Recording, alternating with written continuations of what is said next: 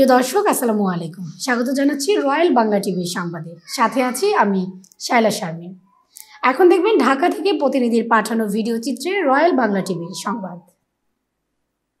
14 জানুয়ারি নির্বাচনী এলাকা ঢাকা 5 ডেমরা থানা 6-7 নং ওয়ার্ড শুকুরশী ঈদগাহ মাঠ প্রাঙ্গণে গরিব অসহায় শীতার্তদের মাঝে কম্বল বিতরণ ও বেগম খালেদা জিয়ার সুস্থতা কামনায় দোয়ার আয়োজন করা হয়। এ সময় গরিব ও অসহায় শীতার্ত মানুষের মাঝে কম্বল বিতরণ করেন অনুষ্ঠানের প্রধান অতিথি ঢাকা 4 ও 5-এর সাবেক এমপি কেন্দ্রীয় কমিটির বাণিজ্য বিষয়ক সম্পাদক আলহাজ সালাউদ্দিন আহমেদ। অনুষ্ঠানের সভাপতিত্ব করেন হাজী মোহাম্মদ মুক্তার হোসেন। বিশেষ অতিথি হিসেবে উপস্থিত ছিলেন ঢাকা 5 নির্বাচনী এলাকার প্রধান সমন্বয়কারী ইমরান আহমেদ রাসেল ও ঢাকা মহানগর দক্ষিণ আহ্বায়ক কমিটির সদস্য মোফাজ্জল হোসেন ভুইয়া। এছাড়াও উপস্থিত ছিলেন 69 নং ওয়ার্ড বিএনপির সাবেক সদস্য সচিব হাজী আব্দুল বারেক, ডেমরা থানা জাসাস সভাপতি মোহাম্মদ শহীদুল্লাহ মুন্সি, সাবেক ডেমরা থানা জাসাস সভাপতি হাজী আব্দুর রাজ্জাক খান, শারুলিয়া ইউনিয়ন বিএনপির সাবেক সাংগঠনিক সম্পাদক আহাদ উল্লাহ, প্রস্তাবিত সভাপতি 66 নং ওয়ার্ড স্বেচ্ছাসেবক দল আলী আকবর সাউথ সহ স্থানীয় নেতাকর্মীগণ। এরপরে 67 নং ওয়ার্ড আমতলায় দ্বিতীয় দফায় কম্বল বিতরণ কর্মসূচিতে প্রধান অতিথি হিসেবে উপস্থিত থেকে গরিব অসহায় শীতার্ত মানুষের মাঝে কম্বল বিতরণ করেন আলহাজ সালাউদ্দিন আহমেদ।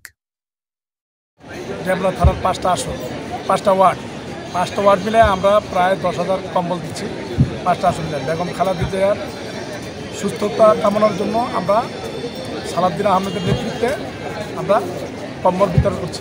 বর্তমান অন্তর্বর্তীকালীন সরকারের দেশ ব্যবস্থা আপনারা কেমন লাগছে? বর্তমান সরকার ব্যবস্থা মোটামুটি ভালো লাগছে। তারপর আমরা চাই দ্রুত নির্বাচন দেওয়ার জন্য, যত তাড়াতাড়ি পারে অন্তর্বর্তী সরকার আমাদের সুষ্ঠু অবাধ নির্বাচন দেওয়ার জন্য আমরা সরকারকে আহ্বান জানাচ্ছি। আমাদের জনগণ দেশে ক্ষমতা আসার পর বিএনপি যদি ক্ষমতা আসে, আমরা জনগণের কাজ করার জন্য প্রস্তুত। বেগম খালেদা জিয়া নেতৃত্বে এবং তারেক রহমান নেতৃত্বে আমরা এবং ঢাকা 5 আসনে সালাউদ্দিন আহমেদের নেতৃত্বে আমরা সকলের নিয়ে অবাধ সুষ্ঠু নির্বাচন করতে চাই। স্বাধীনতার পক্ষের যারা আমরা সৈনিক ছিলাম, আবার আমরা মাঠে নেবে তারেক রহমান সাহেবের আমাদের ভারপ্রাপ্ত চেয়ারম্যান তারেক রহমানের নির্দেশে আমরা মাঠে নেবে যুদ্ধ করে এই হাসিনাকে হাঁটিয়েছি।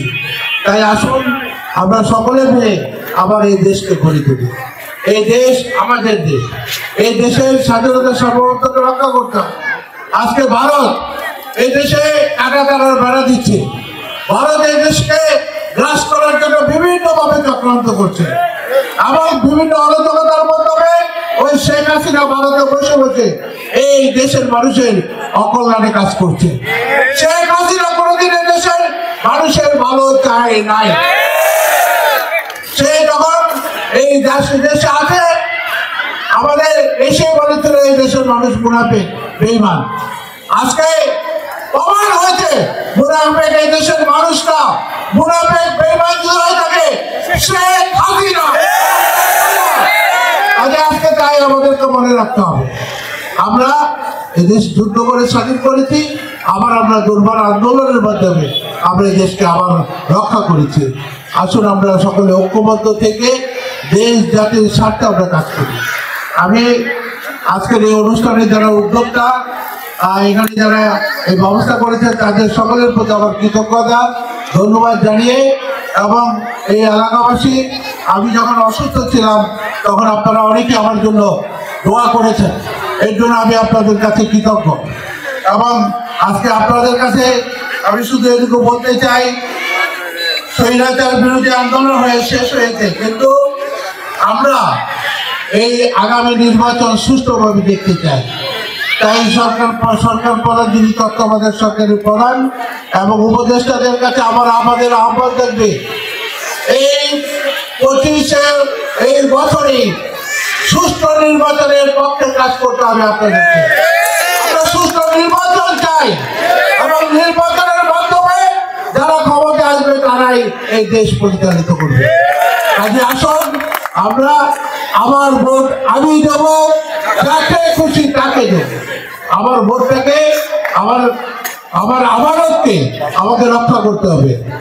সে কারণে আপনাদেরকে মনে রাখতে হবে, বিগত দিনেও আপনারা দাঁড়ের শীর্ষে ভোট দিয়ে আমাকে জয়যুক্ত করেছেন। আমি আপনাদের কাছে অনেক কৃতজ্ঞ। মা বোনেরা, ভাই বোনেরা, দাঁড়ের শীর্ষে আল্লাহর নিয়ামতের প্রতীক। যে নিয়ামত আমরা খেয়ে বেঁচে আছি, দাঁড়ের শীর্ষে আল্লাহর নিয়ামতের প্রতীক না, এটা তো খেয়ে বেঁচে আছি আমরা, তাই না? এবং শহীদ জিয়াউর রহমান সাহেব এই দাঁড়ের শীর্ষকে পছন্দ করেছিলেন।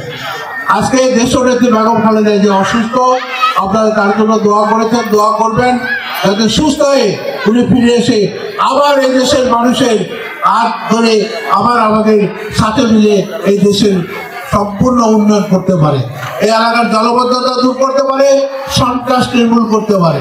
আমাদের নেতা ভারপ্রাপ্ত চেয়ারম্যান তারেক রহমান ইনশাআল্লাহ খুব শীঘ্রই আবার আমাদের মাঝে ফিরে আসবে এবং এসে আমাদের দেশের নেতৃত্ব দেবেন। তাই আমি আপনাদের সকলের কাছে তারেক সাহেবের জন্য দোয়া চাই এবং আমাদের নেত্রী বেগম খালেদার জন্য দোয়া চাই এবং শহীদ রাষ্ট্রপতি জিয়া রয়ের বাক্যন কামনা করে আমি আমার বক্তব্য দীর্ঘায়িত না করে আপনাদের সকলকে আন্তরিক কৃতজ্ঞতা ধন্যবাদ জ্ঞাপন করি।